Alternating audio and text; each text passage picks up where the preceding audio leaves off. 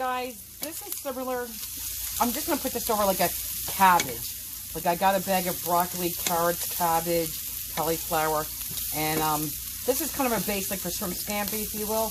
I'm just going to pour this over this. So we're having shrimp tacos. It's just going to be over that and healthier. Smells amazing. Smell that garlic. I love garlic. Okay, these are done. Guys, so much flavor. Don't ask what Ken's doing, but that is amazing. And the broccoli, I just put a little dressing on. Use whatever flavor of dressing you want. You could do citrus. You could do Asian. Whatever one floats your boat. Here's the coleslaw. This would be good on a crunchy taco. And there you guys, there you go, you guys, right there. Simple, easy, delicious, smells good, tastes good. I know it does. The coleslaw tastes good. The shrimp is just amazing. Yum, yum, yum. And again, I'm eating a little healthier, so I'm cutting carbs.